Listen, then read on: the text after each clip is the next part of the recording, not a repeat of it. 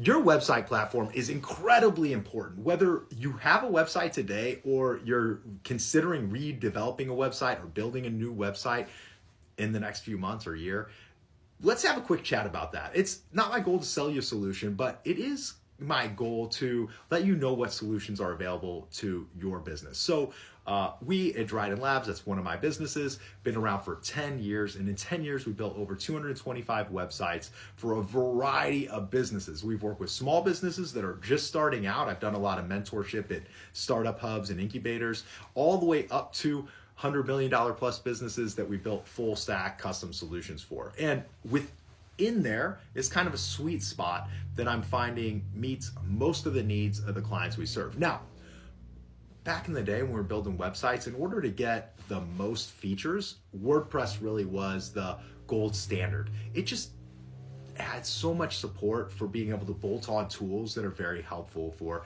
end users like yourself. So there's some pros and cons to WordPress. There are pros and cons to a platform like Squarespace versus Wix versus Shopify versus maybe you're looking at some solution that GoDaddy wants to sell you, or you found Webflow, or even further, more enhanced, you might have found like a Laravel that you want to do some sort of custom web application. Now, that's quite a laggard. For most of the users that I'm chatting with or viewing this video, they probably need something simple. And I always preach crawl, walk, run in anything, especially when you're embracing new technology. So if I were to categorize the buckets that you might fall into to help you determine which website builder is right for you, I would kind of approach it in this way. First, is it your first website?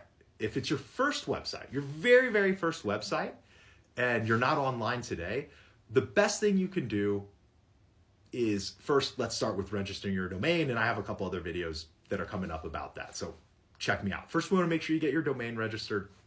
Great. A common place to get a domain registered is GoDaddy. But I have to admit, earlier this year, I decided GoDaddy wasn't the best. They just try to upsell you too much stuff on like every turn and corner. I didn't like that. So what I am looking into using is a takeaway if you're going to register a domain is Porkbun. After you have your domain registered, now we could start thinking about the website platforms.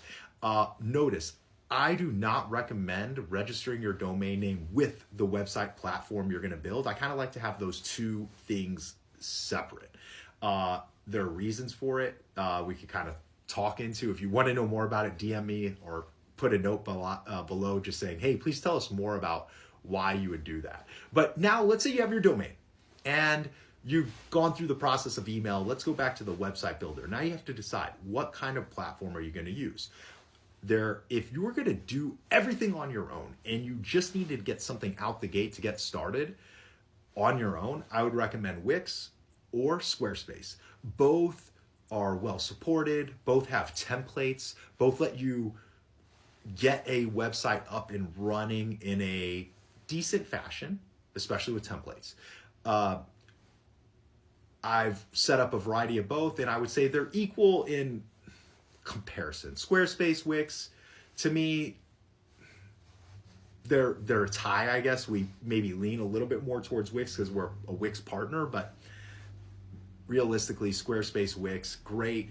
If you're doing it on your own, just go ahead and set up a simple one-page site. That's it. It could start as simple as coming soon, or it could be a one-page website.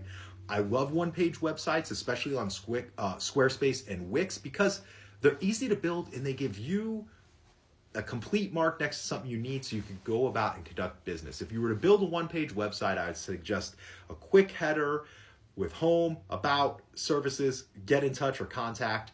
You just have a home, a pretty banner that speaks to what you do specifically to the people you're serving. Below that, do a quick 3 or 4 box highlight of each of the core services you offer. Below that, do a little about us. Below that, maybe a testimonial strip. Below that, a contact form. Below that, your footer. And that makes up your one-page website. Most people can do this on their own without any support from the development team like us. Of course, we do this a lot for other people because there are some tricks of the trade. But if you go this direction, that's perfectly fine. Now, let's say you decide for some reason you need to be on WordPress. And the reason you might want to be on WordPress or Shopify is because now you recognize your needs are above basic. You might need to bolt on to different plugins. You might have a complex workflow where you need to have certain forms filled out a certain way, a certain process followed. Now all of a sudden, WordPress and Webflow and Shopify become kind of the next tier considerations up on website builders you would want to consider. It's just because the customizations on these platforms are really opened up and allows folks like us to really bolt on and get you results pretty quickly. And all these platforms are well supported, meaning WordPress isn't going to go anywhere. Webflow is certainly not going anywhere. Shopify is not going anywhere. And the only reason you really want to jump into Shopify, the only reason is this: if you're selling products that you are fulfilling on your own, or doing some sort of drop shipping.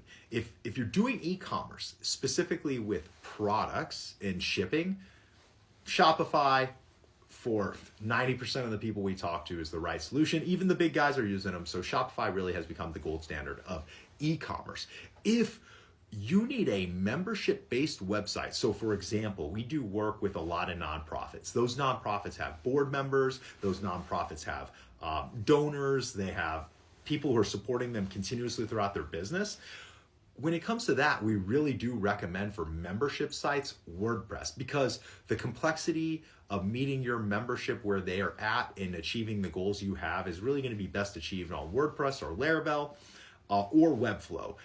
When it comes to WordPress, I just like that because we've done more of those kind of membership sites. When it comes to Webflow and Laravel, we've also worked within those, but the total cost of ownership, it does jump up quite a bit because the initial upfront cost takes a bit more time than what you might do with WordPress. Now, all that to be said, let's say you're this advanced user and you want to build a custom web application, or you even have dreams of building a mobile application. Then Laravel 100% is the way to go.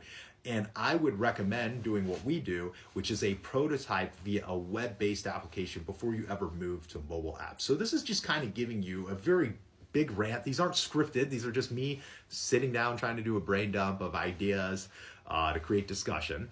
But now you kind of have an idea. If you're this business just starting out and you need to save money and you need to do everything on your own, Squarespace and Wix. If you know you need a little bit of support or want a little bit of support, well, Squarespace and Wix are still great because people like us can help you climb the mountain a lot faster. But then you might want to consider WordPress, Webflow, or Shopify, kind of depending on, do you have custom needs for a membership site, e-commerce, or do you just like the pros and cons of Webflow?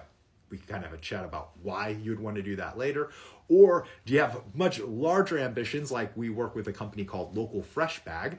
They needed to build a custom platform to connect growers with consumers and restaurants.